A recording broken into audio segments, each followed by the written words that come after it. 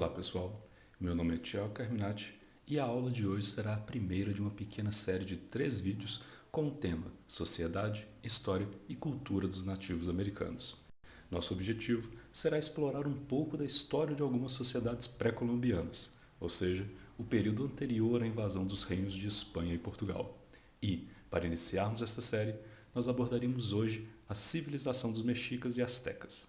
Poucos países no continente americano valorizam sua herança indígena como da forma que podemos pontuar no México. Um grande exemplo dessa valorização, e que normalmente passa despercebida por muitos, pode ser observada no brasão que se encontra no centro da bandeira. Nesse brasão, nós observamos uma águia devorando uma serpente, ao mesmo tempo em que repousa em cima de um cacto que cresceu em uma ilha no meio de um lago. Essa imagem é a representação do mito de fundação da cidade de Tenochtitlan, em 1325, a cidade daquilo que viria a ser o Império Azteca, uma cidade tão grande e monumental que com seus templos e palácios era uma das maiores, mais ricas e bem organizadas cidades do mundo, com uma população podendo chegar aos 200 mil habitantes. Atualmente essa cidade não existe mais, tendo sido destruída e saqueada após a chegada dos espanhóis em 1521. Porém, nesse mesmo lugar que há meio século atrás encontraríamos Tenochtitlan, encontramos agora a cidade do México, capital do país. Os fundadores de Tenochtitlan eram membros de um povo chamado Mexica, um nome mais preciso e mais correto do que o nome asteca que comumente utilizamos. Os mexicas vieram de uma região ao norte, com a sua localização exata ainda muito incerta, mas podendo ser do noroeste do México ao sul dos Estados Unidos, migrando com o tempo em direção ao sul, por volta do século XII. Os motivos dessa migração ainda são debatidos, porém, nas histórias que ainda sobreviveram por meio de códices e outras fontes mexicas, encontramos a narrativa de 7 tribos que saíram de uma cidade chamada Aztlán, lugar onde eram extremamente pobres e servos dos nobres e governantes locais. Cansados de seus governantes e de sua situação, saíram em busca de sua terra prometida, guiados e protegidos por seu deus, Huitzilopochtli, aonde os mexicas seriam então nobres e governantes.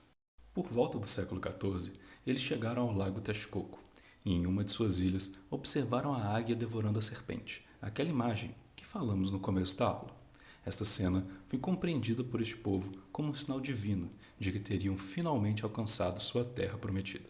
E em homenagem ao Deus que os guiaram durante essa peregrinação, foi erguido um santuário, núcleo da cidade e futuramente conhecido como Templo Maior. Os mexicas não eram os únicos a habitar o lago.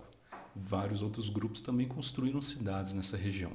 Durante quase um século, desde a fundação da cidade, os mexicas pagaram tributos e realizaram serviços para um povo conhecido com o nome de Tepaneca, sendo praticamente uma espécie de vassalos. Foi após o assassinato do terceiro rei mexica pelos tepanecas que se desencadeou um grande conflito entre os dois grupos. Os mexicas se aliaram a 2 outras cidades no entorno do lago, conseguindo assim derrotar seus soberanos por volta do ano de 1430, conquistando total independência e soberania aos senhores de Tenochtitlan. Após a vitória, esta aliança persistiu, porém com Tenochtitlan como figura mais poderosa. Essa tríplice aliança é a base do que conhecemos como sendo o Império Azteca, uma organização muito mais descentralizada, com o poder sendo exercido de forma indireta. Este período de independência foi seguido de uma rápida expansão sobre boa parte do atual México, aonde se era exigido o pagamento de tributos.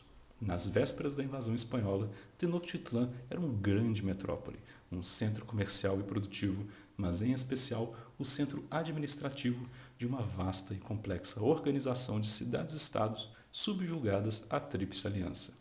Este grande império, que um dia existiu no coração do México, hoje pode ser visto por meio dos diferentes códices que nos restaram, além de muitos sítios arqueológicos encontrados por todo o México, mas também de muitos outros povos, até mesmo rivais dos mexicas, que infelizmente não tivemos tempo de abordar aqui. É importante lembrarmos que, apesar de parecer uma história distante, a memória e cultura desta e de muitas outras civilizações indígenas ainda se encontra viva nos dias de hoje. Não podemos esquecer que os povos indígenas não são coisas do passado e que suas histórias nos ajudam a compreender cada vez mais a América Latina.